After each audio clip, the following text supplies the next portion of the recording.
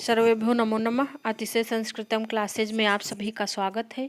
इस समय हम लोग किरातार्जुनीयम प्रथम सर्ग पर प्रश्नोत्तरी हल कर रहे हैं और आज की प्रश्नोत्तरी ये 60वें नंबर की प्रश्नोत्तरी होगी, जो कि श्लोक संख्या 35, 36 और 37 पर आधारित है और 182 नंबर से हम प्रारंभ करेंगे।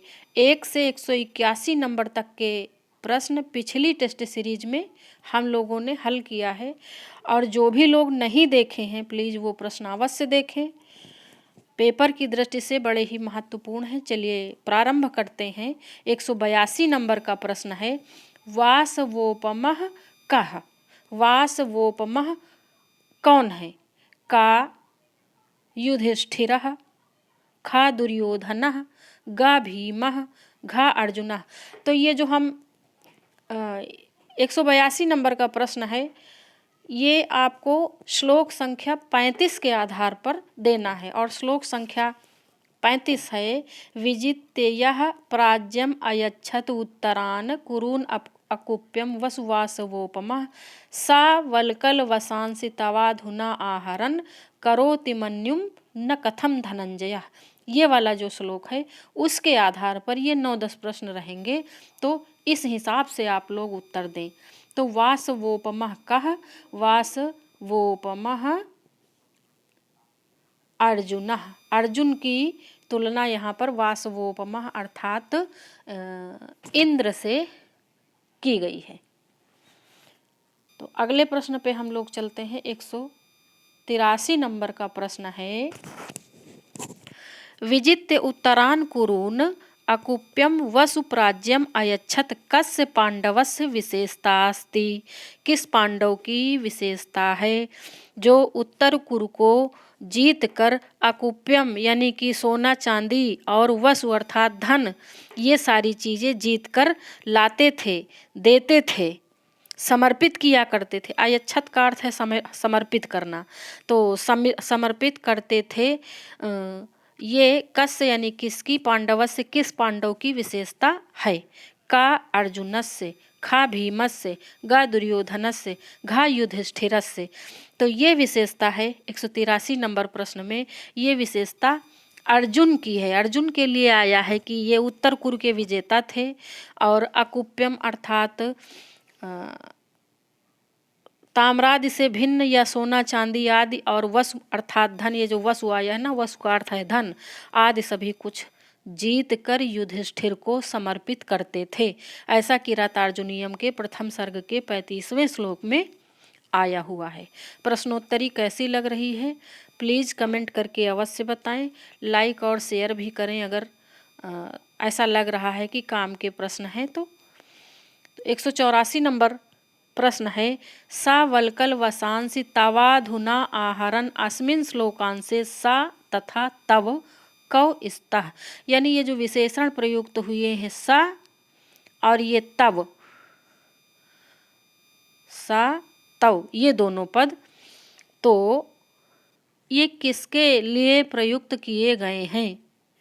का दुर्योधन, क्रम से देखेंगे, सा और तव के लिए, का दुर्योधन भीम, खा अर्जुन दुर्योधन, गा अर्जुन युधिष्ठिर, घा द्रौपदी युधिष्ठिर। तो ये 184 नंबर में किसके लिए प्रयोग किए गए? सा शब्द किसके लिए और यहाँ पर ये जो तव शब्द आया है ये किसके लिए प्रयुक्त किया गया है? तो यह शब्द सा प्रयुक्त किया गया है अर्जुन के लिए और तव प्रयुक्त किया गया है युधिष्ठिर के लिए। ऐसा ऑप्शन कौन सा है? तो ऐसा गा नंबर का ऑप्शन है। सा वल्कल वसांसि, वही सा का अर्थ है अर्जुन, वही अर्जुन अब वल्कल वसांसि यानी वल्कल वस्त्र लेकर आते हैं, तवाधुना आहरन्, तुम्हारे लिए लेकर आते हैं अर्थात युधिष्ठिर के लिए लेकर आते हैं। ऐसा कौन कह रहा है? द्रौपदी कह रही हैं कि जो अर्जुन धन जीत कर लाते थे, धन जीत कर अर्जुन लाते थे, इसीलिए उनका नाम धनंजय पड़ा। धनम जयतीति धनंजय, धन जीत कर लाने वाले अर्थात धनंजय, इसीलिए यह नाम पड़ा था। वही धनंजय अब वल्कल वस्त्र लेकर आते हैं युधिष्ठिर के लिए। 185 नंबर प्रश्न देखें। अकुप्यम पदे मूल धातु अस्ति। ये जो अकुप्यम पद है, जो मुख्य मुख्य शब्द हैं, उनमें धातु, उनकी प्रकृति, प्रत्यय, उनका अर्थ आदि सभी बातें आनी चाहिए, क्योंकि इस प्रकार के प्रश्न लगातार पूछे जाते हैं। तो अकुप्यम में धातु कौन सी है? का गुप, खा कुप, गा गुप और घा अकुप। तो 185 नंबर प्रश्न का उत्तर है अकुप्यम इति पदे गुप धातु अस्ति। कौन सी धातु है? गुप। देखिए अलग लग रहा ना, लेकिन गुप धातु है। गुप धातु छिपाने के अर्थ में। तो यहाँ पर अकुप्यम में गुप धातु है। और याद रखेंगे, ये इम्पॉर्टेंट है। ऐसी ही धातुएं जो नहीं होता है, जो लगता नहीं है और वास्तव में वही होता है, और उसी प्रकार के प्रश्न पूछे जाते हैं। 186 नंबर पे हम लोग आ गए हैं। वल्कल वसांसि पदे समासः अस्ति। अभी हम लोग 35वें श्लोक से ही प्रश्नोत्तरी कर रहे हैं। वल्कल वसांसि पदे समासः अस्ति। वल्कल वसांसि पद में समास, ये सारे शब्द आए हुए हैं, हमने श्लोक पढ़ा है। वो आप लोग अगर पुस्तक खोल के सामने रख कर प्रश्नोत्तरी हल करें तो ज़्यादा उचित रहेगा। समास है का कर्मधारयः, खा बहुब्रीहि, गा सुपसुपा, घा तत्पुरुषाः। तो वल्कल वसांसि पदे समासः अस्ति। वल्कल वसांसि पदे समासः कर्मधारयः, यानी का ऑप्शन आपका सही है। और इसका विग्रह कैसे होगा? वल्कलानि एव वसांसि। वल्कल वसांसि बन गया कर्मधारय समास। वल्कल वसांसि में कर्मधारय समास है। 187 नंबर प्रश्न है कुरून अकुप्यम वसुवासवोपमः स वल्कल वसांसि तवाधुना आहरन् अस्मिन् श्लोकांशे कस्य पांडवस्य दुर्दशायाः वर्णनम् अस्ति। इस श्लोकांश में किस पांडव की दुर्दशा का वर्णन है? और दुर्दशा का क्या वर्णन है? देखिए, कुरून अकुप्यम जो उत्तर कुरु के विजेता हैं, और अकुप्यम सोना चांदी और वसु अर्थात धन जीत कर लाते थे। वासवोपमा यानी इंद्र के तुल्य, जो अर्जुन उत्तर कुरु के विजेता और सोना चांदी और धन आदि जीत कर लाते थे। सा माने वही, वल्कल वसांसि वल्कल वस्त्र, तवाधुना आपके लिए इस समय, अधुना माने इस समय, आहरण माने लेकर आते हैं। तो इस श्लोक में किस पांडव की दुर्दशा का वर्णन है? इस प्रकार का पहले हम लोगों ने प्रश्न हल कर लिया है। तो ऑप्शन है भीमस्य, नकुल सहदेवस्य, गा धनंजयस्य और घा युधिष्ठिरस्य। तो अत्र धनंजयस्य दुर्दशायाः वर्णनम अस्ति। किसकी दुर्दशा का वर्णन है? धनंजय की, अर्थात अर्जुन की। और ये श्लोक बोलने वाली वक्ता कौन है? द्रौपदी हैं। वो सबकी दुर्दशा का वर्णन कर रही हैं युधिष्ठिर के आगे कि इनको क्रोध आए और वह क्रोध युद्ध का कारण हो। युद्ध करना उचित था कौरवों के साथ। 188 नंबर प्रश्न पे आ गए हम लोग। प्रश्नोत्तरी अच्छी लग रही हो तो प्लीज़ लाइक, शेयर और सब्सक्राइब अवश्य करें। इस समय थोड़ा सा बिजी थे, इसलिए टेस्ट सीरीज हम बना नहीं पाए। चलिए देखते हैं। अकुप्यम। अकुप्यम इति पदस्य अर्थमस्ति। अकुप्यम इस पद का क्या अर्थ है? हमने अभी अर्थ इसका बताया है। का स्वर्ण रजत रत्न युक्तम, खा ताम्रादि भिन्नम, गा द्वौ अपि से अवग्रह वाला आ समझें। द्वौ अपि, घा ना किमपि। तो इसमें उत्तर क्या होगा? इसमें उत्तर होगा द्वौ अपि। कैसे दोनों होगा? चाहे ताम्रादि भिन्न कहें, तांबे आदि से भिन्न अर्थात सोना चांदी। तो दोनों ही, का और खा दोनों ही उत्तर सही हैं, इसलिए गा नंबर जो है द्वौ अपि, यह सही हो जाएगा। तो चलिए आगे चलते हैं। 189 नंबर प्रश्न पे आ गए हम लोग। वासवोपमा इति पदस्य अर्थः अस्ति। वासवोपमः पद का क्या अर्थ है? का इंद्र सदृशः, खा अर्जुन सदृशः, गा इंद्रः, घा अर्जुनः। 89 नंबर में क्या उत्तर होगा? तो ये बड़ा बारीक प्रश्न है और इसी तरह एकदम गूढ़ प्रश्न पूछे जाते हैं। वासवोपमा का अर्थ क्या है? वासवोपमा इति पदस्य अर्थः अस्ति इंद्र सदृशः। वास इव उपमा, इंद्र सदृशः।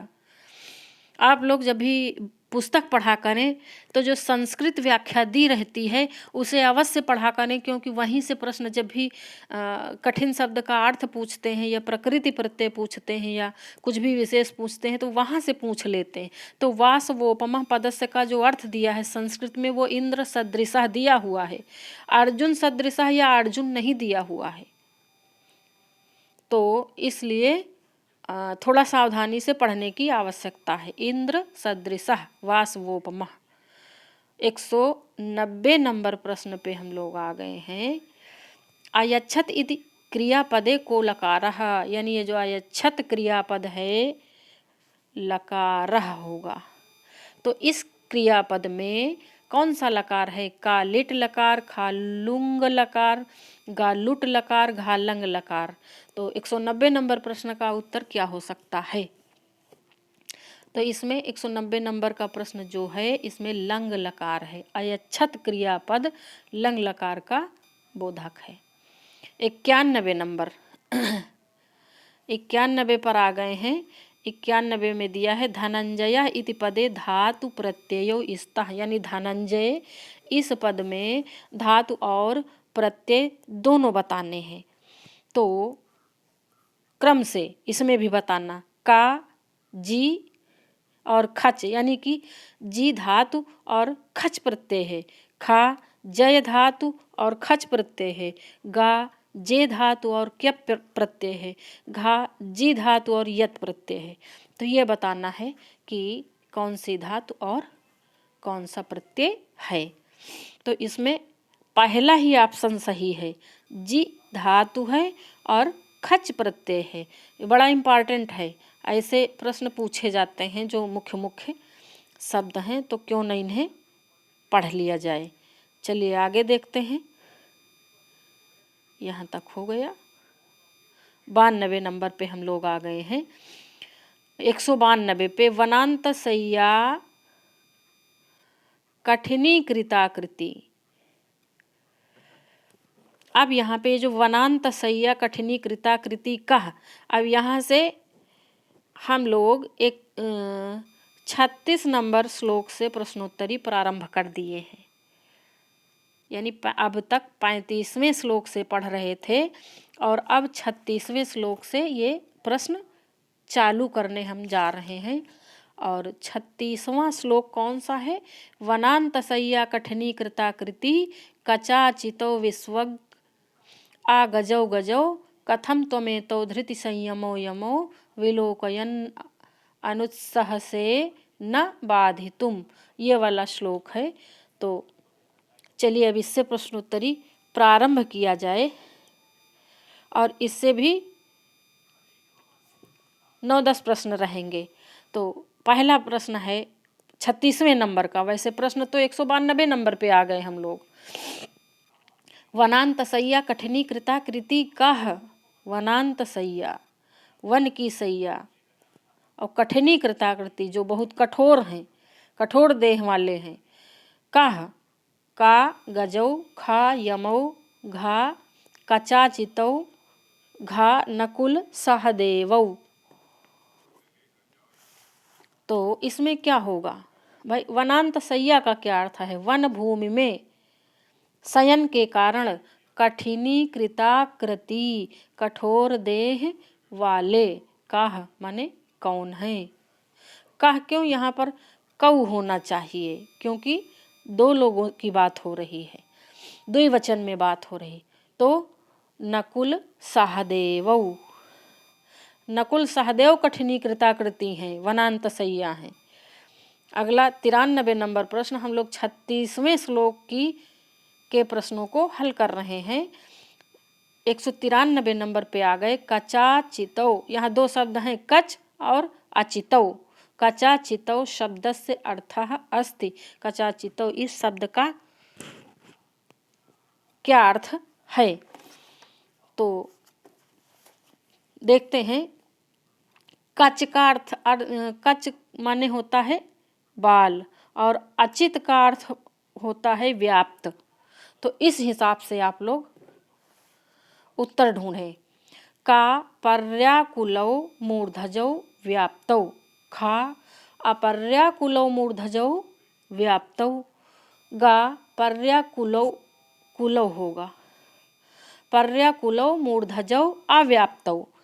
घा अपर्याकुलौ मूर्धजौ अव्याप्तौ। तो इसमें उत्तर क्या होगा? देखिए, पर्याकुलौ माने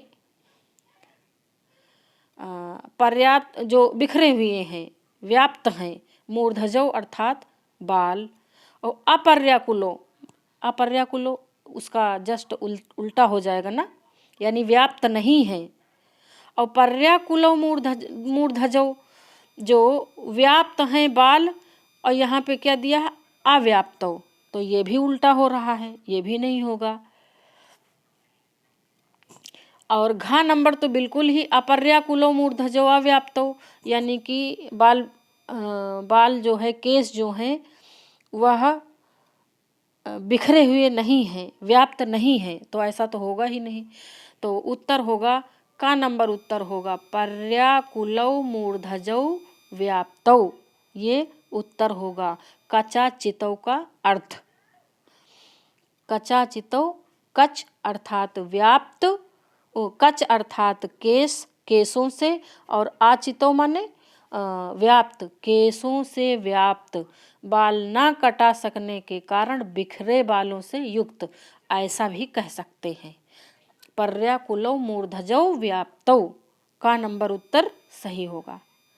194 नंबर प्रश्न, यदि आप लोगों की समझ में ना आया करे तो प्लीज़ कमेंट करके अवश्य पूछ लिया करें। हाँ, हम कमेंट तुरंत नहीं चेक कर पाते हैं, लेकिन जब भी हमें समय मिलेगा हम देखेंगे तो रिप्लाई अवश्य करेंगे, तो पूछ लिया करें। 194 कचा चितौ विश्वग आगजौ गजौ इव कौ। का दुर्योधन दुःशासनौ। खा युधिष्ठिर भीमौ। गा नकुल सहदेवौ। घा भीमार्जुनौ। कौन? आ गजौ गजौ इव कौ, यानी कि पर्वती हाथी के समान कौन है? बिखरे हुए, केसों से व्याप्त, ऐसे कौन है इस विशेषता वाले? तो नकुल सहदेवौ। आ गजौ गजौ इव, नकुल सहदेवौ। अगले पेज पर हम लोग चलते हैं। चलिए, ये आ गए हम 195 नंबर प्रश्न पर। और प्रश्नोत्तरी अगर अच्छी लग रही हो तो प्लीज़ लाइक अवश्य करें। कथम त्वमेतौ धृति संयमो यमौ अस्मिन् श्लोकांसे त्वम एतौ। एतौ होगा। त्वम एतौ शब्द किसके लिए प्रयुक्त हुए हैं? दो विशेषण है ना, त्वम एतौ, ये दोनों विशेषण किसके लिए प्रयुक्त हुए हैं? का युधिष्ठिराय नकुल सहदेव। खा अर्जुन भीमाय, अर्जुन और भीम के लिए। गा दुर्योधन दुःशासनाय, दुर्योधन और दुशासन के लिए। घा द्रौपदी अर्जुनाय, द्रौपदी और अर्जुन के लिए। तो कथम त्वमेतौ धृति संयमो यमौ अस्मिन् श्लोकांसे त्वम एतौ शब्द युधिष्ठिराय नकुल सहदेव, ये वाला ऑप्शन आपका सही हो जाएगा।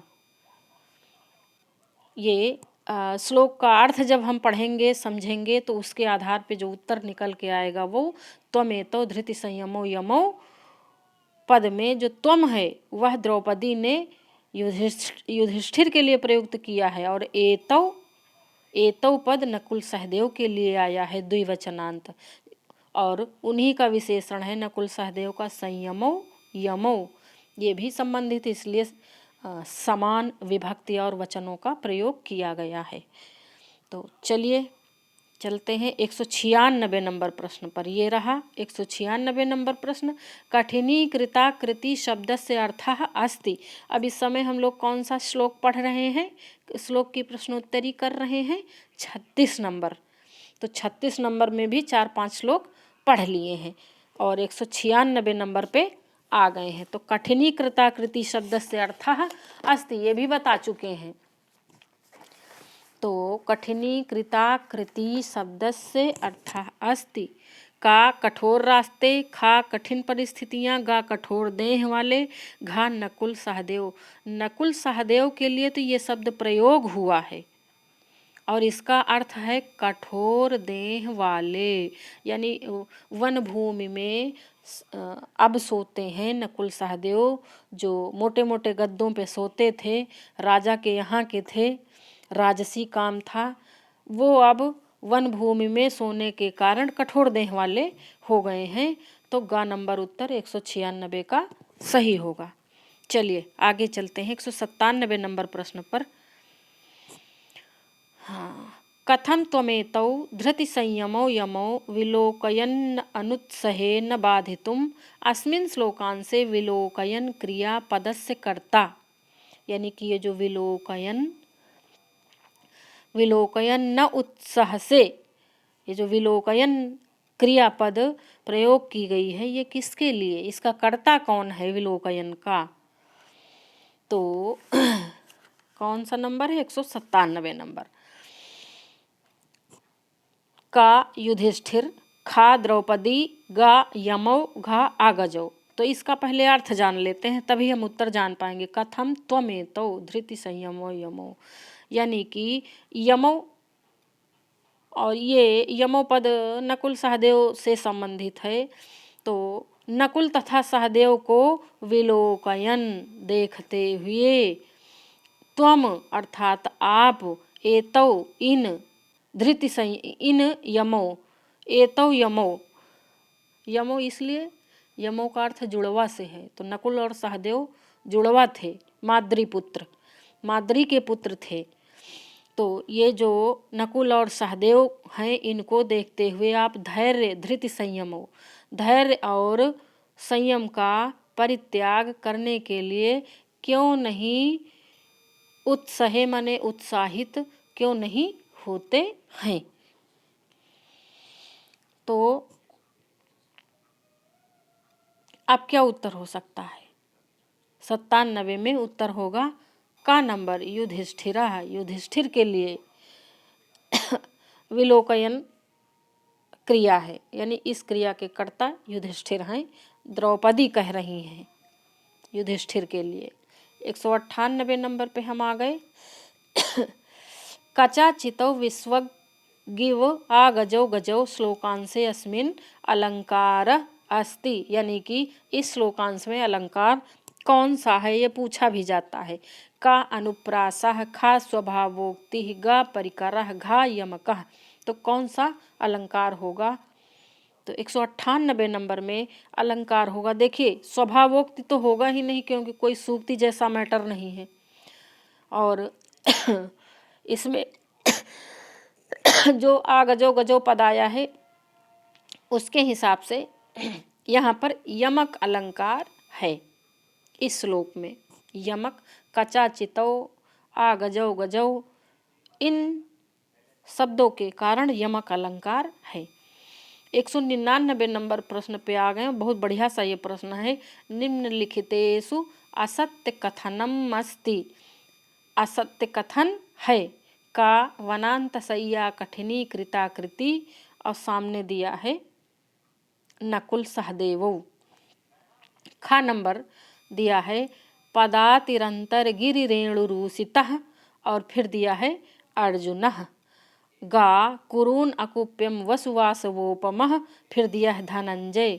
फिर घ नंबर में दिया मतंगजेन स्रगिवापवर्जिता महीम युधिष्ठिरा। तो क्या पूछे? असत्य कथन पूछे, यानी जो असत्य होगा वही हमारा उत्तर होगा। तो का नंबर में जो वनांत सैया कठिनी कृताकृति, ये तो अभी हम लोग श्लोक इसके प्रश्न हल ही कर रहे हैं। वन भूमि में शयन के कारण कठोर देह वाले एतौ यमौ अर्थात नकुल सहदेवौ, तो ये का नंबर तो उत्तर सही है, यानी ये हमारा उत्तर नहीं हो सकता। फिर खा नंबर है पदातिरंतरगिरी रेणुरूषितः अर्जुन, यही गलत है, खा नंबर गलत है, अर्थात खा नंबर हमारा उत्तर है। क्यों? पदाति अंतरगिरी रेणुरूषितः वृकोदरः के लिए आया है, जो पैदल ही पहाड़ों में चल रहे हैं और रेणुरूषित अर्थात धूल धूसरित हैं। कौन? वृकोदरः, अर्जुन नहीं वृकोदरः। बाकी कुरु नकुप्यम, अकुप्यम ऐसे होगा। तो उत्तर कुरु के विजेता धन को जीत कर लाने वाले धनंजय हैं, और मतंगजेन मत वाले हाथी के समान, जैसे मत वाला हाथी स्रग अर्थात माला को फेंक देता है, उसी प्रकार युधिष्ठिर ने महीम अर्थात पृथ्वी को अपने हाथ से फेंक दिया अर्थात छोड़ दिया है। तो ये भी सेंटेंस घा नंबर भी सही है, इसलिए ये भी उत्तर नहीं है, सही उत्तर खा है 199 में। चलिए चलते हैं नेक्स्ट पेज पर। 200 नंबर प्रश्न पे आ गए हम। इमाम अहम वेद न तावकीम धियम, श्लोकान से तावकीम धियम कस्य धियम। तो अब ये जो हम 200 नंबर से प्रश्नों को हल करेंगे, 37वें श्लोक से हम हल करेंगे। अब 36 नंबर जो श्लोक था उसके प्रश्नों को हमने हल कर लिया, और ये 37वां श्लोक है। इमाम अहम वेद न तावकीम धियम विचित्र रूपा खलु चित्तवृत्तयः विचिन्तयन्त्या भवदा पदम पराम रुजन्ति चेतः प्रसभम ममाधयः। ये है 37वां श्लोक। अब आइए चलिए देखते हैं हम लोग इसके प्रश्न। और प्रश्नोत्तरी अच्छी लग रही हो तो प्लीज़ लाइक शेयर और सब्सक्राइब अवश्य करें। तो ये है इमाम अहम वेदन तावकीम धियम, श्लोकान से तावकीम धियम कस्य धियम, यानी कि जो तावकी धियम प्रयुक्त हुआ है कि मैं इस समय मैं आपकी जो धियम अर्थात जो बुद्धि है उसको नहीं समझ पा रही हूँ। तो किसकी बुद्धि की बात हो रही है? का द्रौपदी, खा युधिष्ठिर, गा दुर्योधन, घा अर्जुनस्य। तो यहाँ युधिष्ठिरस्य धियम, युधिष्ठिर की बुद्धि की बात चल रही है, क्योंकि इतनी दुर्दशा है उसके बाद भी वो कोई एक्शन नहीं ले रहे हैं। इसलिए द्रौपदी कह रही हैं इमाम अहम वेद न तावकीम धियम, कि आप की बुद्धि में क्या चल रहा है हमें नहीं समझ में आ रहा है। 201 नंबर का प्रश्न है विचित्र रूपा खलु चित्तवृत्तयः अस्मिन् श्लोकान् से खलु अव्यय कस्मिन् अर्थे प्रयुक्तास्ति। ये जो मनुष्य की जो चित्त वृत्ति होती है वह विचित्र प्रकार की होती है। अब खलु शब्द का क्या, यहाँ पर ये जो खलु अव्यय आया है प्रयुक्त हुआ है, ये किस अर्थ में है? का निषेधार्थे, खा पद पूर्णार्थे, गा निश्चयार्थे, घा उपमार्थे। तो यहाँ पर ये जो खलु पद आया है, खलु अव्यय, ये निश्चयार्थे है, निश्चय के अर्थ में इसका प्रयोग हुआ है। निश्चय ही मनुष्यों की चित्त वृत्तियाँ विचित्र रूप वाली होती हैं, ऐसा द्रौपदी कह रही हैं।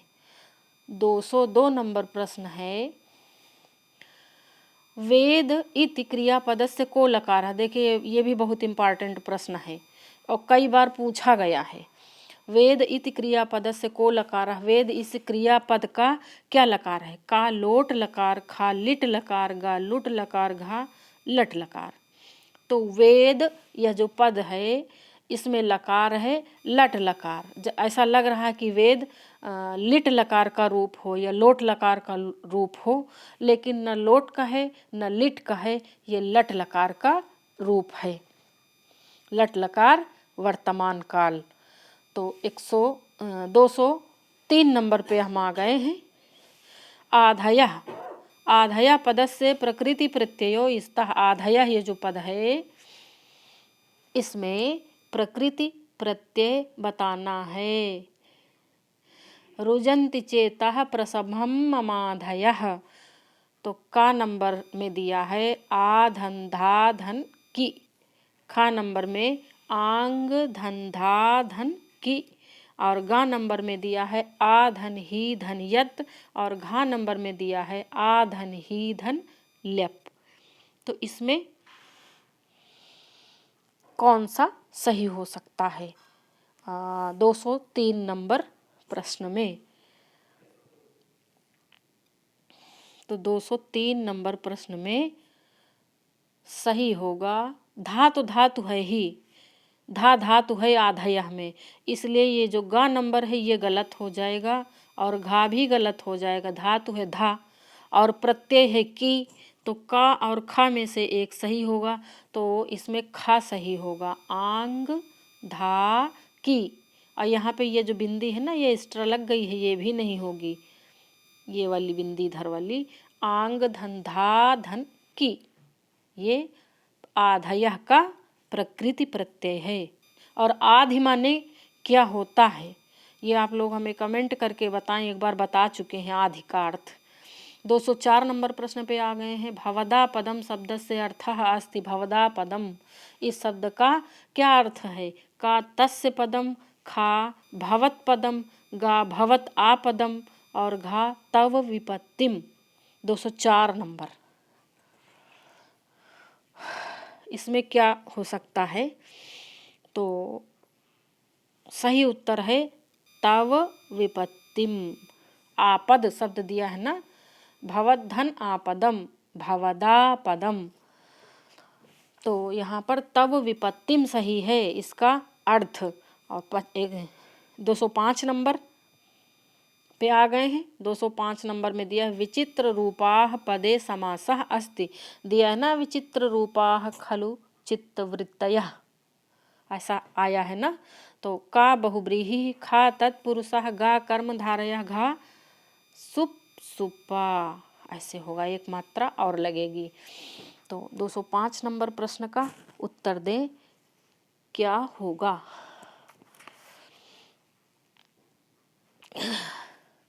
विचित्र रूपाः में कौन सा समास है? तो विचित्र रूपाः में का नंबर उत्तर सही है, बहुब्रीहि समास है। विचित्राः विचित्रम रूपम यासाम वा विचित्र रूपाः बहुब्रीहि समास, ऐसे करेंगे। और 106 नंबर प्रश्न पे हम लोग चलते हैं, ये रहा।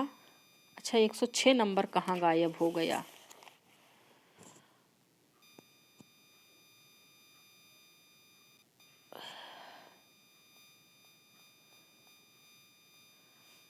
ये रहा, अच्छा गड़बड़ हो गया, ये 106 नंबर है, 206 नंबर। तो 206 में कस्य चेतः आधयः प्रसभम रुजन्ति, किसके चित्त को मनोव्यथाएं प्रसभम, मनोव्यथाएं प्रसभम अर्थात बलपूर्वक, रुजन्ति अर्थात व्याकुल कर रही हैं, ऐसा समझेंगे। प्रश्न कैसे समझेंगे? कस्य चेतः, किसके, चेतः यानी चित्त को, आधयः यानी मनोव्यथाएं, और प्रसभम का अर्थ है बलपूर्वक, रुजन्ति का अर्थ है व्याकुल कर रही हैं।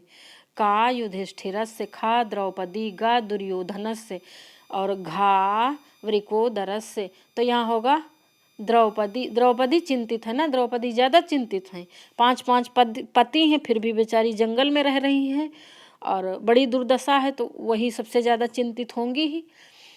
और युधिष्ठिर पता नहीं कुछ सोच नहीं रहे, और दुर्योधन होंगे क्यों चिंतित, वो तो वर्तमान समय में राजा हैं, और भीम भी चिंतित हैं थोड़ा बहुत, लेकिन ये जो वृकोदर हैं ये युधिष्ठिर के आदेश को पाएंगे तभी एक्शन लेंगे, तो इसलिए सबसे ज़्यादा परेशान द्रौपदी हैं, वनवास के कारण, हार के कारण, क्योंकि उनका भी बहुत बड़ा रोल है।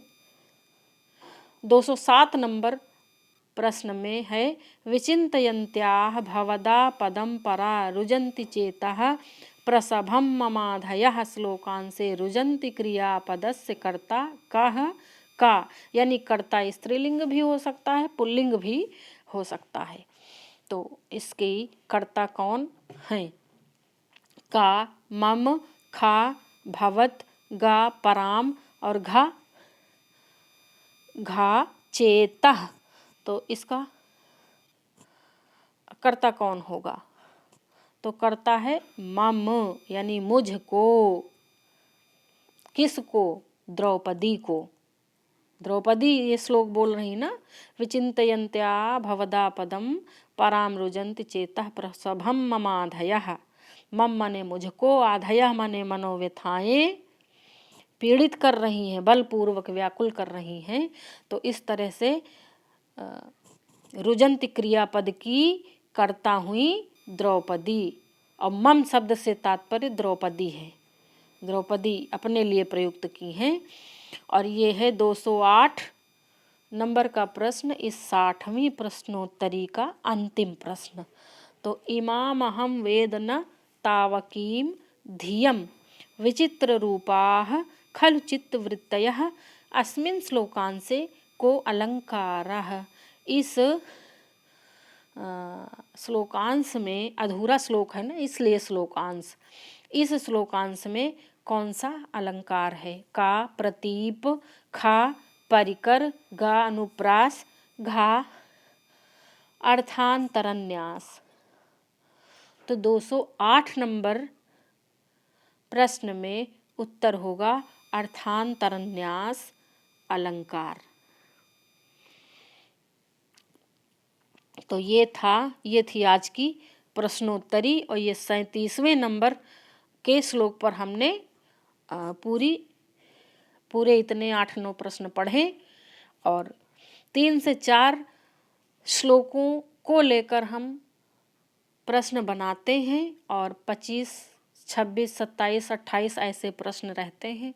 तो इस तरह से हम अब लगभग किरात अर्जुनीयम संपूर्ण करने की ओर हैं। और प्रश्नोत्तरी कैसी लग रही है कमेंट करके हमें अवश्य बताएं। आज यहीं तक, धन्यवाद।